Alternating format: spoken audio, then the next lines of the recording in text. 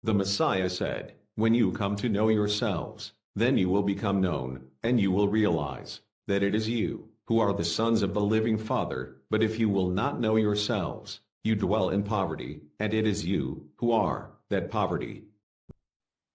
Bago Yes ako po. malobat, magandang araw po sa lahat mula sa kamahal ng OHC at sa priesthood, sa Alliance Citizens. Maaaring timing po siguro itong tanong po. Kasi lagi ko naririnig yung term na kasi tao lang eh. Ngayon, sa akin personally, parang hindi ko matanggap na ganun lang ang parang nagiging pangangatwiran para magkamali uli. Tama po ba yung term ko? Parang na-disgrade yung pagkakalikha sa iyo. Kasi doon sa Psalms 139, verse 13 to 14 ng Psalms, ang sabi doon ay, sa tiyan pa lang ng ating ina, binantayan na tayo ng Aba. We are fearfully and wonderfully made. Ibig sabihin, mas kung ang Japitize ay nakakapaglikha ng superb na robot, ibig sabihin, mas higit pa tayo doon. Kaya sa akin parang ano po ba ang magandang kapaliwanagan doon para mapalakas po ang ating bawat isa po sa amin na yung sinasabing tao lang. Tao lang tayo kaya nagagawa natin yung tama naman po yun. Kaya ang totoo niyan, minsan mas gusto ko pa si Jose, si Joseph the Dreamer, kasi si Jose pagdating mo sa babae, sa tukso, hindi siya tumakbo siya eh. So, yun lamang po. Salamat po sa pagkakaunawa niyo sa akin. Maraming salamat.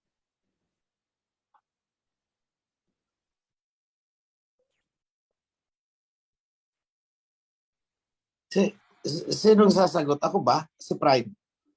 Si Prime siguro kasi mas pogi si Prime. Mas makaka-relate yan.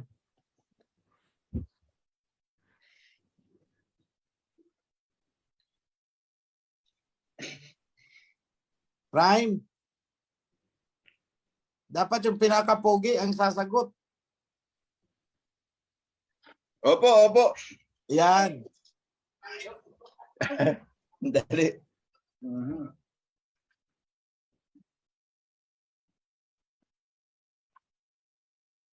Salamat po sa nagtanong. At alam niyo mga kapatid,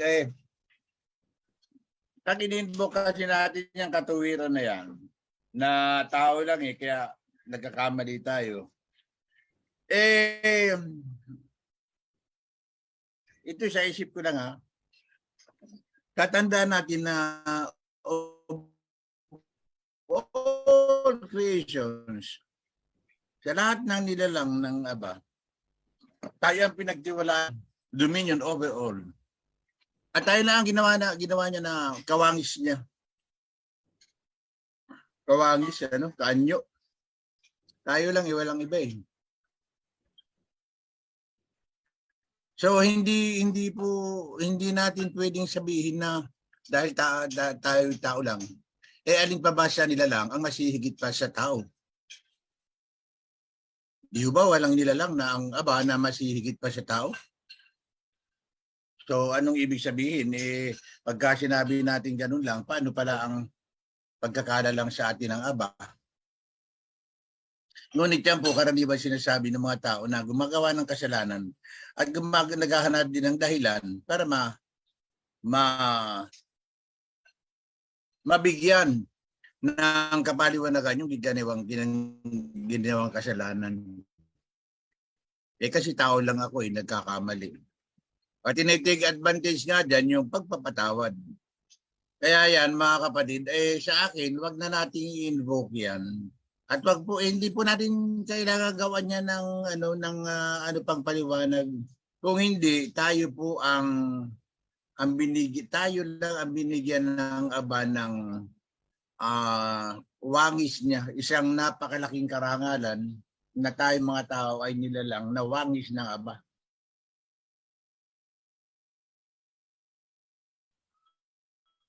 Yun po yun. At hindi po yun natin gamitin na tayo lang. Tayo ay pwede na magkasala ng magkasala. Although doon sa batas, meron sinasabi, patatawadin ka talaga. Pero hindi yung dahilan. Matatapos kasi yung pagpapatawad eh. Mga kapatid, guys, ang topic nga natin susunod yan eh. Ang sinasabi kasi, go and sin no more. Go and sin no more for the last time. From now on, from now on, sin no more. Marami pong ganung verses eh, ang translation. So, yung pagkatapos na patawarin ka, hindi ka na uli magkasala. Ang sabi ni King Yahweh siya, sige, pumayo ka at huwag ka nang magkasalang muli. Ganun po ang Tagalog dun eh. Pumayo ka at huwag ka nang magkasalang muli. Eh pag sinabi natin na tao lang magkakasala ka na magkakasala pag ginawa ko yung nilagay sa diwa. Kaya nga sinabi sa atin ang Aba na resist the devil, talagang layuan at iwasan at labanan mo talaga ang tukso. Dahil pag sinabi mo yung tao lang ay lalabas, binibigyan mo na ng puwang agad, yung devil na makapasok sa iyo. Binibigyan mo na agad kapatid ng puwang na makapasok sa iyong diwa, yung devil.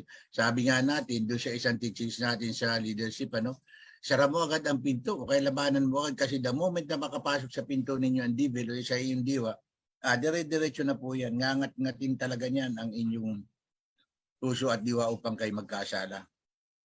Eh lalo na ang pita sa laman.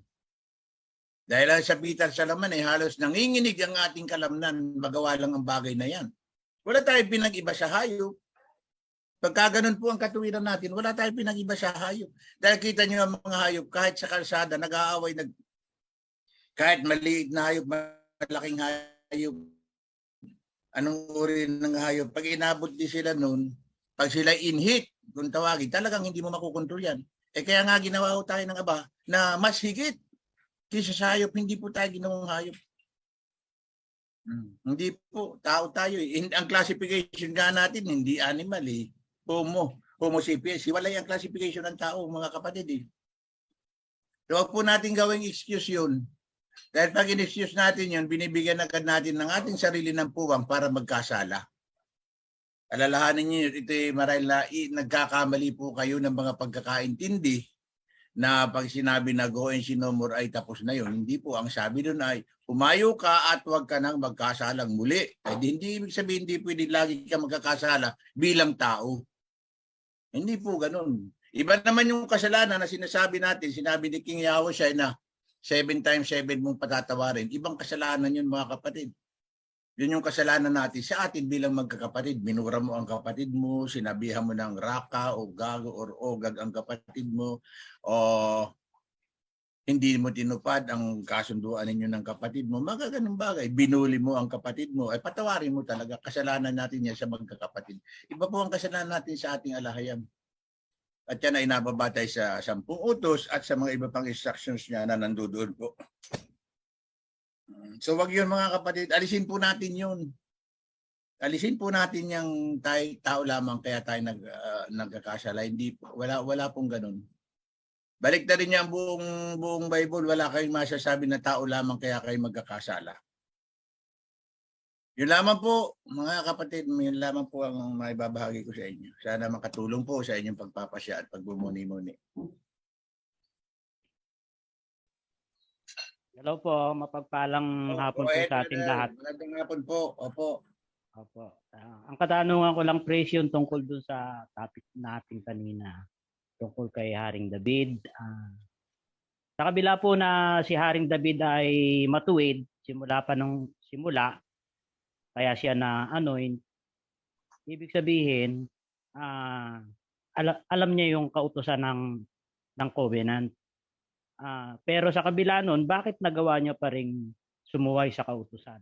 Si David po ba ay napatawad ng Aba sa kabila ng siya ay naparusahan? Yun lang po. Salamat po. Okay, let me pick that up. Okay po, opo. Alam nyo mga kapatid, kung susundan nyo ang part ng istorya na yon nung kinausap si King David ng Aba, hindi pa man nakakahingi ng tawad si King David, inunahan na siya ng Aba. Ang sabi ng Aba, but I remove these sins before you. Inalis ko na ito. But you will have to suffer the consequences. Kaya namatay yung anak niya. So ibig sabihin, as to the question na pinatawad siya, yes. Hindi pa nga nakakahingi ng tawad si King David, nauna na ang patawad ng Aba. Pero sabi ng Aba, pero pagdudusahan mo ang consequences nito. Nandyan yan. Pakihanap nyo lang sa istorya niyan. Yung part na sinabi ng Aba na, I have removed these sins before you. At tingnan nyo yung part kung kailan humingi ng tawad si King David. Hanapin nyo yung part kung saan siya humingi ng tawad. Nandun po sa mga slides na ini-present ni Priest Leon, mga kapatid. Nandun po yun. Samuel. Yes. Ang tingin ko sa sequence is hindi pa man nakakahingi ng tawad si King David, napatawad na siya eh. Opo. Inunahan na siya eh. Tapos ang sabi sa kanya ng Aba is, but you have to pay for this. I will strike yung son na isisilang ni Bathsheba. Which is, it did happen. Nangyari. So yan, mga kapatid. Pero kung papansin nyo rin, hindi nagrason si King David na ako'y nagkasala sapagkat ako'y tao lamang. Yes. He did not say that. Bagko siya ay nagmakaawa. Pero hindi niya sinabi ako'y tao lamang. Ewan ko, correct me if I'm wrong ha, parang wala yata ako napansin. May pasubali yung sagot ko ha. Ang ano ko is parang wala akong nabasa na sinabi ni King David yun. So tingnan nyo na lang kung part ng dialogue ni King David na sapagkat ako'y tao lamang na nagkakasala. Yun lang po. So sa akin is wag po nating gamitin yun as a ticket to commit sin. Na para bang it's reasonable na magkasala tayo kasi tao lamang. Kasi kung ang rason, kung pananaigin natin ang rason na yan, hindi sana lahat ng tao ay nagkakasala ng pangangalo niya. Eh bakit may mga taong hindi naman nagkakasala ng pangangalo niya? Eh tao din naman yun ah. Hindi naman alien. Nakuha niyo ang punto ko. Kung meron dyan mga nagkasala ng pangangalo niya at ako'y tao lang, kaya nagkasala ako ng ganun. E di sana lahat ng tao ay nagkasala ng ganun dahil pare-pareho namang tao.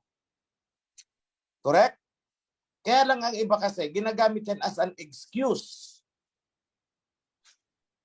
Kumbaga, finding a reason to explain or justify the wrongdoing. Yun ang problema doon. Yung naghahanap tayo ng isang rason para i-justify yung ating nagawa. Which is hindi po tama. Kasi basta ito akin lang ang analysis ha. Kung ang rason kaya nagkasala ng pangangalo niya ay ang pagiging tao, eh di sana lahat ng tao ay nagkakasala ng pangangalo niya, which is hindi totoo. Hindi naman lahat ng tao nagkakasala ng pangangalo niya eh. So it could not be the reason. I hope clear po sa inyong lahat.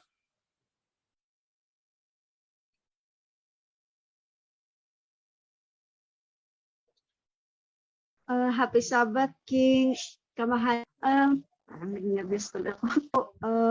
Pwede po bang humingi muna ng patawad sa mga nagbigay ng house rules? Kasi may dalawa po akong questions. Pero medyo malayo sa topic.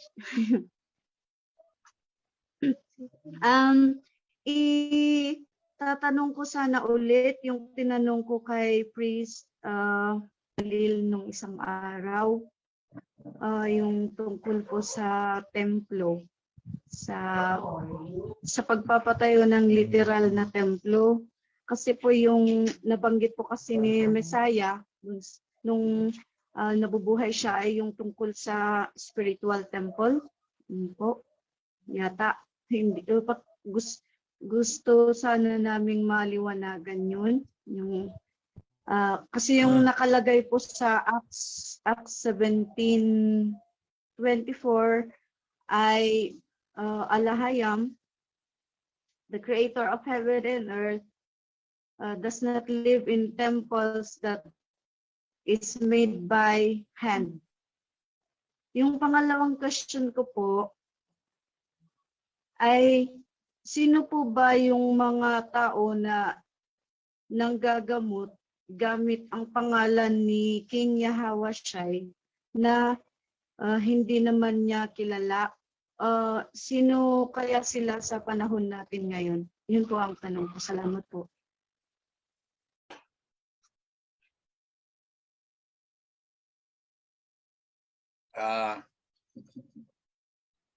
Maraming salamat sa iyong katanungan at yung kasing sa ano po sa John 2:19 ba yon sa John na sinabi ng Aba na ni King Yahweh na destroy this temple and in 3 days I will rebuild it. Ang tinutukoy po dun kapatid yung si King Yahweh yung kanyang pagpapahirap at pagpatay sa kanya. Tapos ng 3 araw siya ay mabubuhay na maguli. Tandaan nyo na ang sabi ng ating mahal na hari, kapag kaharap ng Misaya ang mga Pariseo, siya po ay nagsasalita sa pamamagitan ng mga parables. Kaya hindi nga ito naintindihan ng mga Pariseo. Kaya nga siya ay, di ba, pinagsalita siya ng mga Pariseo noon. Sabi siya ng mga Pariseo, inabot ng 46 years ang templong ito para maisagawa. Tapos ikaw sasabihin mo na sa 3 araw lang, muli mong magagawa. Kung babasahin nyo yung kadugsog nun bro, sa ibaba lang po nun, mga kasunod na verses, ay malinaw po natin na sinasabi doon na naunawaan noong mga apostol yung salitang yun ni King Yahweh matapos ay mabuhay na maguli. Nang tinutukoy po nun ay yung sa kanyang sarili. Talking in parables. Ngayon, yung sinasabi naman po dun sa Luke, ay sa Book of Acts, yan nga yung Book of Acts ang nagsulat kasi niyan si Luke. At si Luke at si Paul ay matalik na magkaibigan yan At maraming mga portions po niyan ang nakurap talaga. Dahil kung babasihan po natin sa buong Old Testament o sa mga aklat, scrolls sa sinulat ng mga propeta, nakalagay talaga doon na ipagtayo siya, di ba? Mula nung kay Moses, pinagawa ng tent si Moses nung sila'y nasa wilderness at doon pupunta ang diwa ng ating Aba sa pamamagitan ng smoke or fire or clouds. Pagkatapos niyan, inisip ni King David na gumawa ng templo, pero hindi siya pinayagan ng Abayawa. Kung hindi, sabi niya, masyado ng maraming dugo ang dumaduma sa iyong kamay. Kaya ang anak mo na susunod sa magiging hari, iyon po si King Solomon. At mismong, lahat po yun mga kapatid, lahat, pati sukat, haba, yung korte, ang mga disenyo ng templo ay galing po yun sa Aba. Mismo ang Aba nagbigay ng mga sukat na mga gagamitin doon saan nilalagay, kung saan nakaharap, kung nasaan ang pinto, kung nasaan ang Holy of Holies, saan nakalagay ang cherubim. Lahat po yun at doon po siya mananahan. At nandun din yan hanggang sa mga iba pang aklat na sinulat ng mga propeta. Nandun po yan. Mananahan, at yung may isa nga na mula sa aking templo na pinananan ay madirinig ko ang iyong mga dalangin. So may templo po talaga. At yan nga mga kapatid, tingnan ninyo. Doon sa Malakay, chapter 3, ano sinasabi nga doon? Mauna yung messenger who will prepare the temple before me. So gagawa talaga po ng templo. Physical temple po yun na hindi yung katawan. Tinalakay na po ng Malnari sa atin last weekly Sabbath yung templo, yung ating katawan na sinasabi sa doktrina ng mga Tiyanos. Wala yun kasi kung may tae ka pala, nandun pala yung Aba. Kung may COVID, kung nagkaroon ka ng COVID-19, mahahawa yung Aba. Ganun ba yun? Wala pong ganun. So may templo po talaga mga kapatid. At yan nga, kaya nga tayo nagtatayo ng templo. Tingnan ninyo, kung sinasabi nila na walang templo, mga kapatid, sis. Bakit nagtatayo sila ng third temple? Di po ba nagtayo nga sila ng third temple Tapos, ginagawa nila yung genetically modified heifer, yung ukaw. Yung red heifer, ginagawa na nga nilang pilit dahil yun ay i-offer nila. Saan nila gagawin yung pag-offer? Doon sa temple. At yan din ang nagpapatunay, mga kapatid, kung gaano kasinungaling itong mga Tiyanos na ito, itong mga Romanong ito. Kasi sabi nila nun, wala nang pag-o-offer, wala nang pagsusunog eh. Doon alam natin na sa panahon lang ni Constantine yan, si iniutos na alisin yan. Pero bakit sila nagkukumahog ngayon na makagawa ng isang heifer at susunugin bilang offering?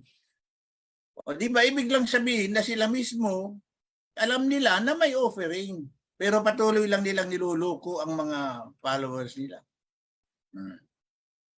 May templo po. Kaya nga dun sa third temple, igagawin nila yung karumal-dumal na pagkakasalang yan.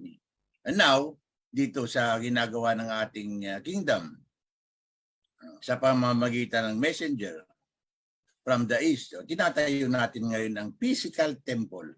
At kung saan nasasabi din sa talata yun na dadating ang inyong pinakahihintay, si King Yahawashi, at lalakad kasabay ng inyong mensahero sa loob ng templo. Tignan nyo yan.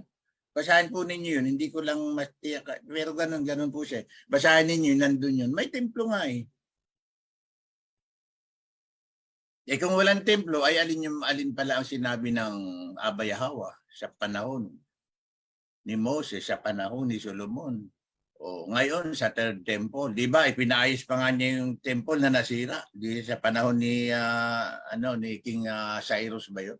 Binigyan nung matapos na masubdue yung mga Israelita natin, o pinabalik sila doon at pinayagan na ayusin ninyo yung templo para muli ay kayo ay makapagsamba, makapag-offering sa inyong alahayam. Nandun po yun, wag po tayong wag tayong ma-deceive niyang mga sinasabi nila na ang templo natin ay yung katawan natin ang templo. Ayan naman ay talagang mga galing yan sa mga doktrina na pinapairan ng mga pastor-pastor. Lahat na. Kung try na lang, templo, ay di hala. Eh kung nasa templo, ay kung nasa katawan mo, na COVID-19 ka, namatay ka, ay di paano yun? O nahahawa din ba? O kung may sakit yan yung pneumonia, mahahawa din ba? O kung may ginagawa kang nagkukubitus ka, paano yun? Nagtitikto ka sa hindi mo asawa, paano yun? Nandun ba? Wala. Yan po mga bagay, mga kapatid, na isipin lang natin, makikita natin agad yung kanilang kasinungalingan. Ayan po. Manangan lang po tayo sa covenant dahil nandun po lahat ng katotohanan. May dadagdag ka po, Priest Leon? Bro, ako ang may idadagdag. Ganito lang yan. Di ba ang sabi ng Aba sa Malakay, I am Yahweh, I do not change. Di ba? Sabi niya, hindi ako nagbabago at hindi ako nagbago. So ibig sabihin, kung anong gusto niya noon, yun pa rin ang gusto niya magpakailanman. Naniniwala ba kayo, mga kapatid? Hindi siya nagbabago eh. Ngayon, noon, gusto niya ng temple. At sa temple na yun, ayaw niya ng mga defiled. Yung may sugat, hindi pwedeng pumasok. Dahil yung spirit niya hindi magdidwell kung may defiled doon. Maghugas kayo. Di ba? Kasi ayaw niya ng defiled. Pati yung palikuran, alam niyo ba na yung palikuran ay ipinalalayo niya sa compound ng temple, doon sa labas ng camp. Doon kayo magpupupo. Bakit? Maridefile ang temple, doon ako magdidwell. Ngayon, eto. Hindi ba yung katawan natin, puro pupo yan dito? Yung large intestine, ano ba ang laman yan? Di ba pupo? Paano magdidwell sa atin, sa katawan natin, ang Holy Spirit na sinasabi nila? Defiled na defiled yan eh. Ang tuktok, ang tek-tek, at saka tak-tak. Paano mag-didwell ang spirit ng alahayam dyan? Hindi. So ganun po kasimple. Hindi mo na actually kailangan ng mga kapitulo, versikulo eh. Common sense na yan. Ang Spirit of Yahweh is magdadala sa isang lugar na malinis. Kaya nga, may mga insenso pa eh. Ay, kung nakakapagsunog na kayo ng insenso sa loob ng baga ninyo, sa inyong ano dyan, o sa bitukan nyo, nagsusunog kayo ng ano, eh yun, maniniwala na ako na yung katawan natin, ang templo. Nakuha niyo mga kapatid, hindi po totoo yun.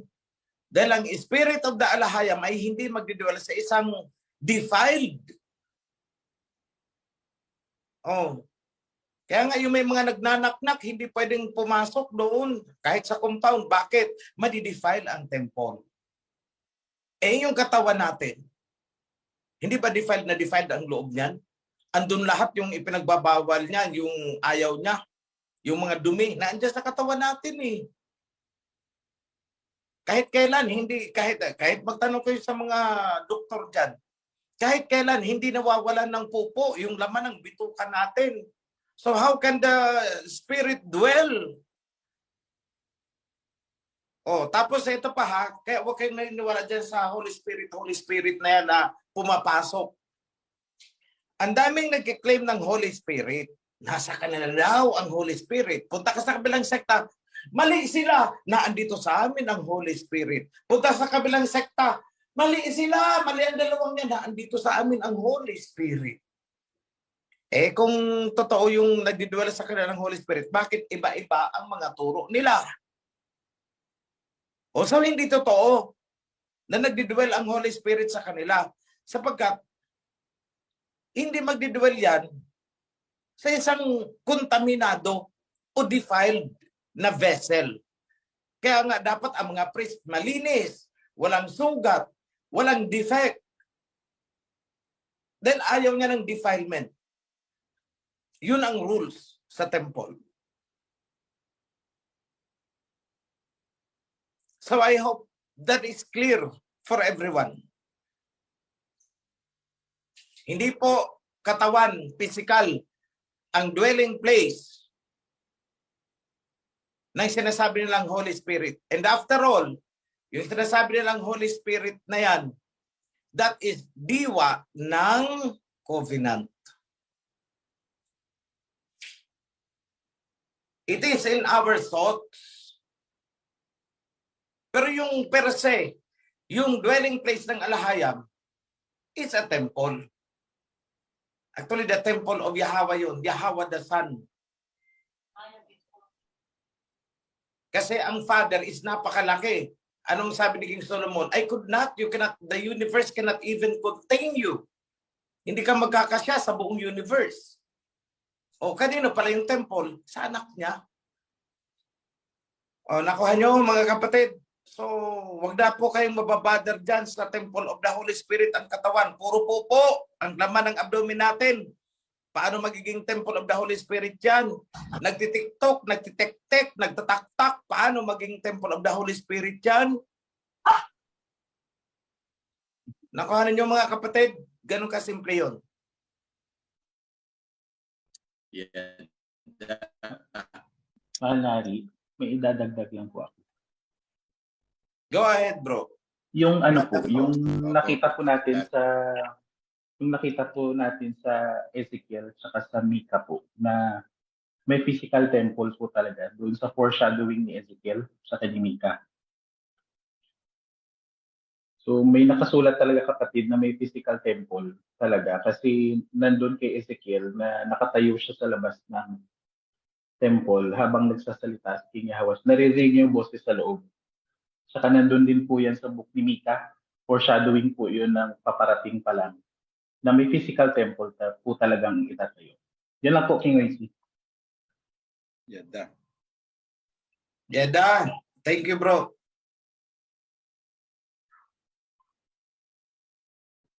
Meron pong nag-iisang question dito sa sa Facebook Live. Sabi niya, ano ba ang gagawin natin sa kapatiran na ito na lahat ng mga babae dito sa Kawan liniligawan niya?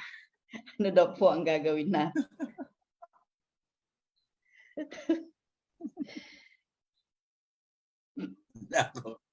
Nako, Yun sis. po ang question niya.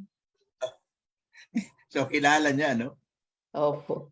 Ganito lang yan. Ganito lang yan. Eh,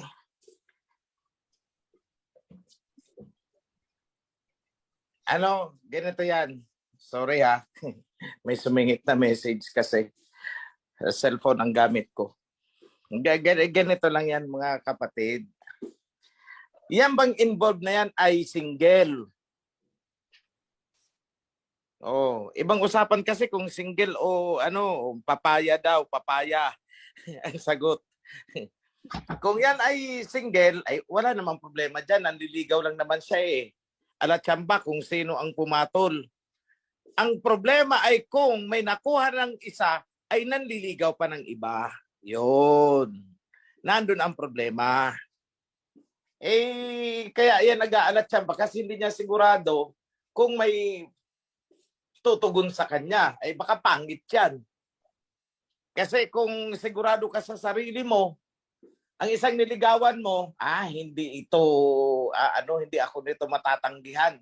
O, ito. So kung meron siyang confidence na ganun, hindi na yan manliligaw sa iba. Eh kaso, insecure yan, siguro ko pangit. Kaya nililigawan niya na lang lahat, ang aber pa kung may mabingwit. O ganun lang yun, mga kapatid. So hayaan lang natin, manligaw siya na manligaw. Pero kung yan ay alam naman ninyong may asawa at nanliligaw ng niligawan, ay kuyugin ninyo, pagsasabunutan ninyo, tadyakan nyo palabas ng HOP, tapos ang kwento.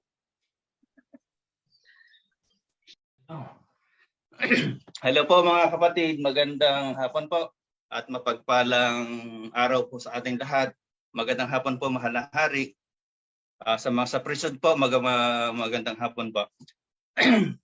Ang tanong ko po is tungkol po dito sa Deuteronomy 23:2. So napag-usapan din na po natin yung mga sa adultery. So kung may mangyari sa kanila, pwede silang meron ng anak. So yung magiging anak nila is illegitimate.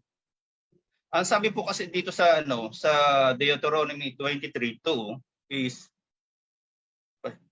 if a person is illegitimate by birth, neither he nor his descendants for 10 generations may be admitted to the assembly of the halahayang. Ano po to? Hindi po sila makakapasok dito sa Akawan, sa OHC, o hindi lang po ba makakalapit sa HOP? Ano po ba ang ibig pagkakaano nito? Ibig ipakahulugan po ng verse na to. Kung pwede po sana sa ang mahal na hari ang makasagot. Ang alam ko dyan, hindi makakapasok, hindi sa assembly, kundi sa priesthood and Levitical service. Po, salamat po. Hindi sa assembly, hindi sa kawan. Apo. Kasi Salamat po. ang sabi ni Prophet Ezekiel, hindi makukondem ang magulang sa kasalanan ginawa ng anak. Basta wala siyang kinalaman o wala siyang consent doon. Likewise, hindi rin makukondem ang anak sa kasalanan ng magulang, which is magta-traverse dyan sa na yan. Kukontra dyan, babangga yan doon. So sa akin is, may similar provision kasi na ang mga ganun ay hindi lang pwede manilbihan as priest. Opo. Salamat po, mahal na hari. Po, malinaw po. Salamat po ng marami. Meron sigurong isa rito sa chat box po natin ng Zoom, Sis Jackie. Akin pong babasahin. May tanong po ako, bawal po ba ang TikTok sa kawan? Pero wala po akong TikTok sa FB. Ang anak ko po laging nag-TikTok sa FB. Nawa masagot po ang tanong ko. Salamat po. May TikTok. Paki-explain naman po kung ano yung TikTok sa atin at ano yung tek-tek at ano yung tak-tak. Hindi po yung literal na TikTok na yung nasa cellphone. Ang TikTok po is yung pangangalun niya, babae sa lalaki na pangangalun niya na sexual immorality. Ang tek-tek po is yung babae sa babae. Ang tok-tok ay lalaki sa lalaki. O yan po, yung po ibig sabihin nun. Coded kasi parang napakalaswa kung ipopronounce pa natin. Kaya pinalitan namin. TikTok, tek-tek at saka tok-tok. O yung tak-tak, ewan ko kung ano yun.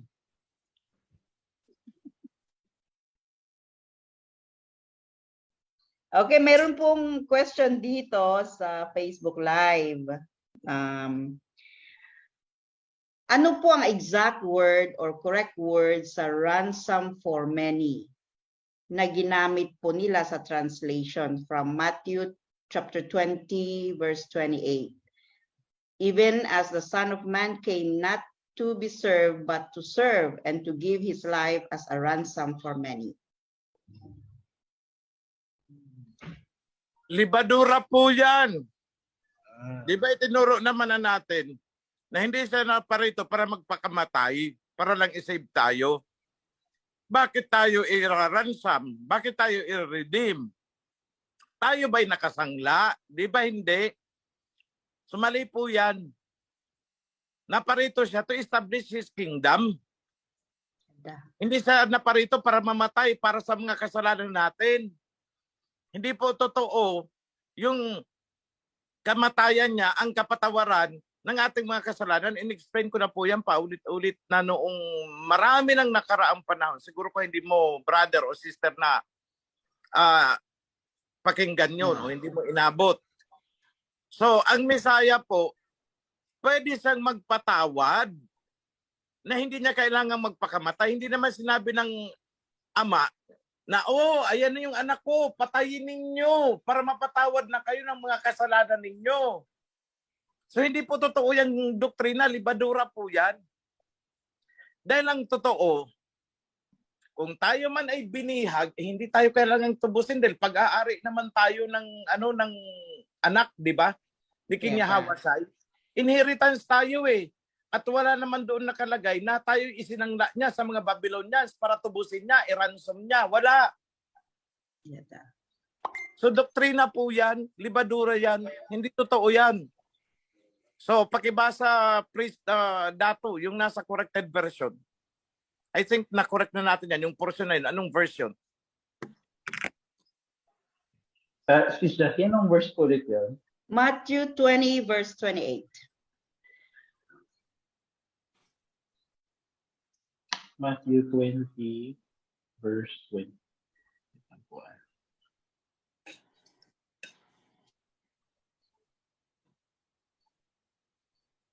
Ang nakasulat po sa corrected version, just as the son of the Alahayam did not come to be served but to serve, and to endanger his life, to gather the lost sheep of Jacob Israel.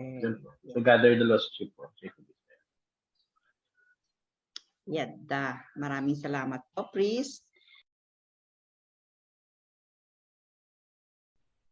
Kawan, kapatid na Salino. Kapagpalang. Opo. Kapagpal. Hello po. Kawan, kapatid na Okay na po. Salino. Mapagpalang tanghali po sa inyo. Happy Sabbath po sa ating mahal na hari, sa ating mga buong priesthood.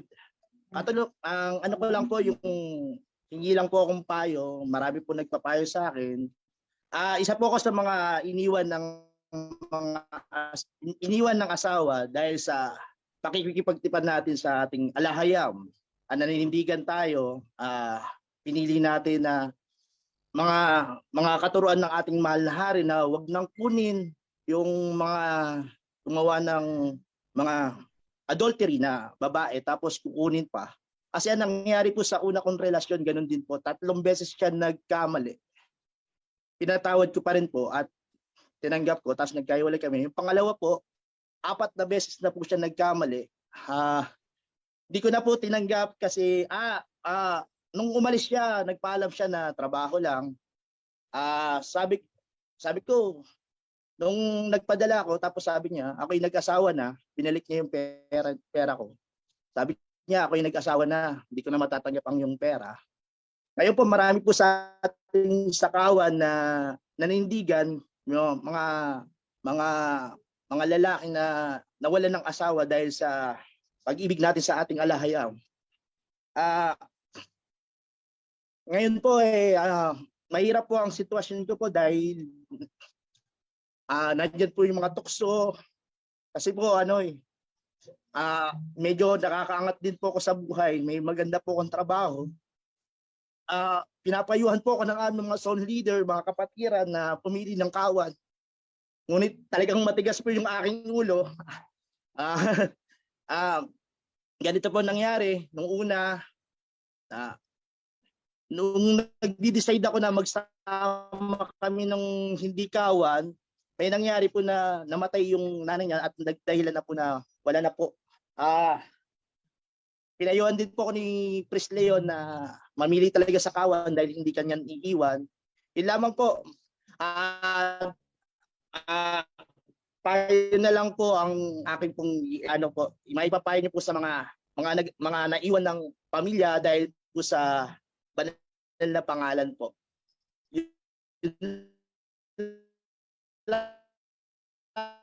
Mo po Malari. Be blessed po. Wala. May papayo ko niyan, bro. Gawa ka ng malaking unan. Yun na lang ang kayakap-yakap mo kasi malamig ang panahon, lalo pat ganito may bagyo.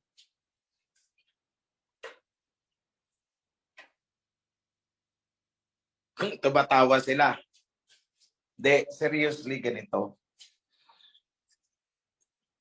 Alam nyo kasi, wag niyong i-interchange, wag niyong pagpapalitin.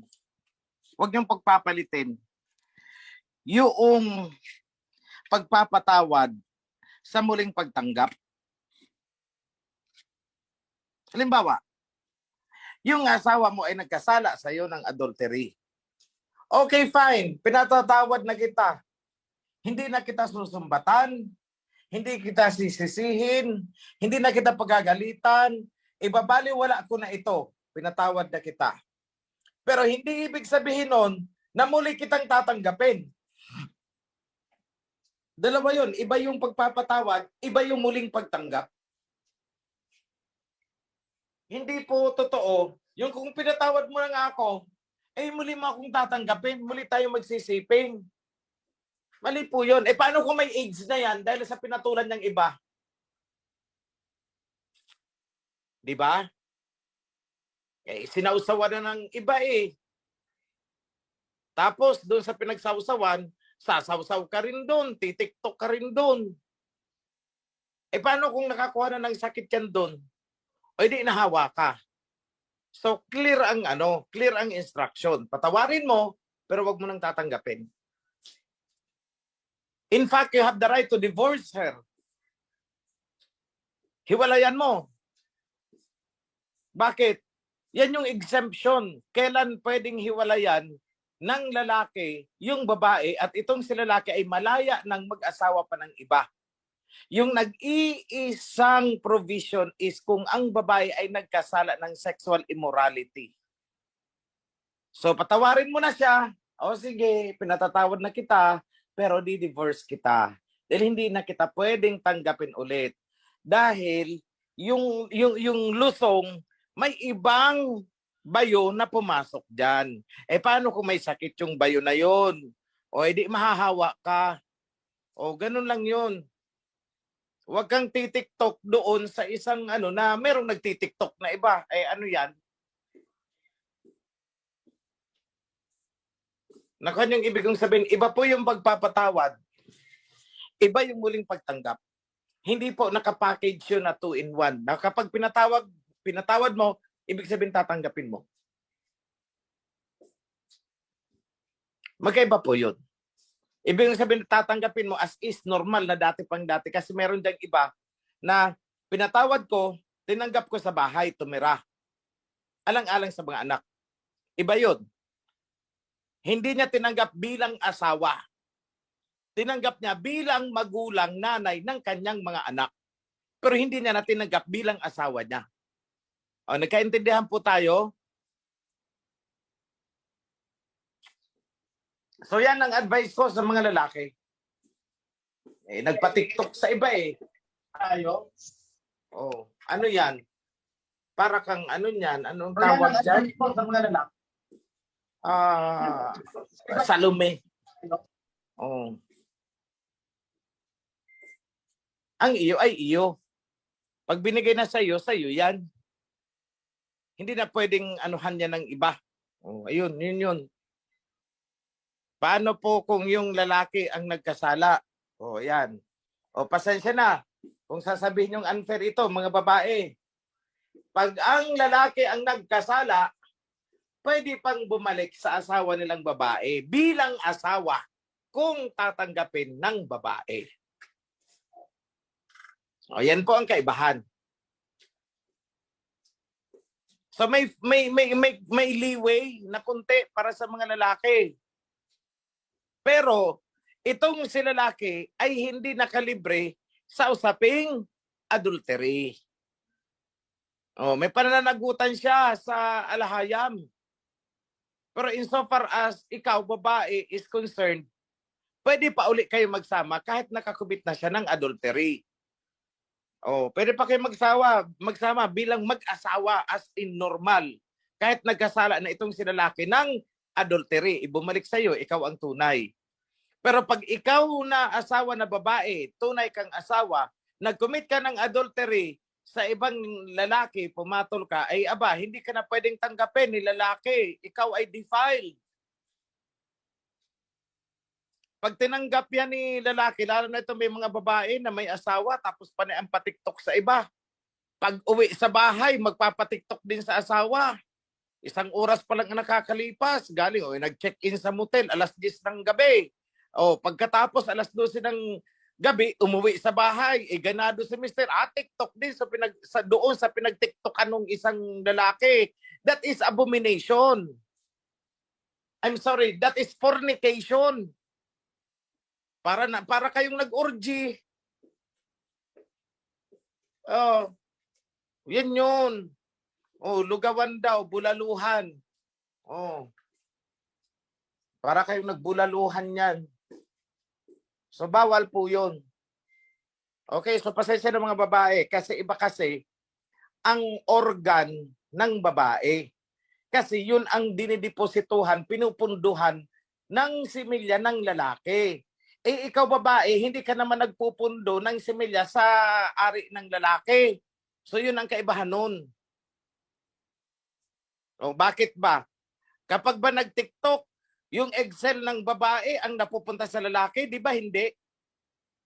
Pero pag nag-TikTok, ang similya ng lalaki ang napupunta sa babae, napupundo doon. That's why, ikaw babae, hindi ka pwedeng pumatol sa iba. Kasi maghahalo ang mga similya doon kung sino-sinong lalaki. And that is fornication. Baka po nagkondom ang lalaki. Disregarding, paano kung nabutas ang kondom? And the act itself is bawal. Pasensya na ha, sana walang mga bata dyan. Paano daw kung tumboy? Tek-tek, relationship. Bawal din po yun. May nagrasong kasi sa akin yan. Ang pinagbawalan, yung lalaki sa lalaki, yung babae sa babae, hindi. Ano yan? Pumpyang. Bawal din po yun. That is still sexual immorality. Sana man lang walang ganyan sa kawan. Huwag na mag-TikTok, TikTok, at saka tik-tik. Ano po? TikTok, tik-tik, at saka tok-tok. Yun. Pag parehong lalaki, tok-tok yun. Pag parehong babae, tik-tik. Pag lalaki, babae, TikTok. Yan po yun, yung code niyan. So, I hope mga kapatid, clear. Pasensya na, medyo masyadong detailed ang question eh. And the only way for me to answer that is a detailed explanation. No malice. Huwag lalagyan ng malisya. O ano pa mang connotation. Yan ta. Paano daw pag marites? Di, test. Pag marites, test. Naghahanap na tuloy ng mga code. Ano daw pagka ano. Sige na. Yan ta. Mayroon po tayong question dito. Ang sabi niya, kasi po, dahil po sa illegitimate. So, nagkahiwalay po silang mag-asawa and then nagkaroon sila ng partner. Dating, nagkaroon sila ng partner ngayon. Tapos ngayon, nandito na po sila sa covenant. Nagkaanak po sila. Ang anak nila, illegitimate son. Ito po ba ay hindi pwedeng mag-serve sa HOP? Yun po ang katanungan. Okay, ganito po yun. Iba kasi ang ibig sabihin ng salitang illegitimate sa atin ngayon kaysa doon sa illegitimate na sinasabi sa Torah. Sa atin, pag hindi kasal, ang mag-asawa, illegitimate. Ang sinasabi naman sa Torah na illegitimate ay kung anak sa hindi asawa. Na ibig sabihin, anak doon sa pangangalong niya. Yun ang bawal. Yun ang hindi pwedeng mag-serve sa priesthood. Hindi pwedeng mag-serve sa temple. Hindi pwedeng mag-serve sa assembly. Pero pwede siyang maging part ng kawan. No discrimination.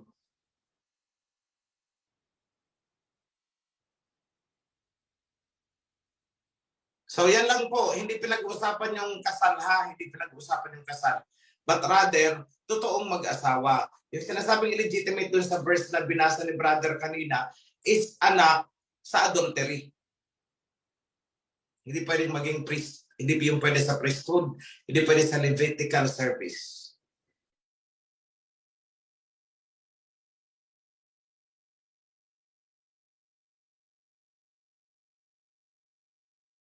Po, maraming salamat po, mahal na hari.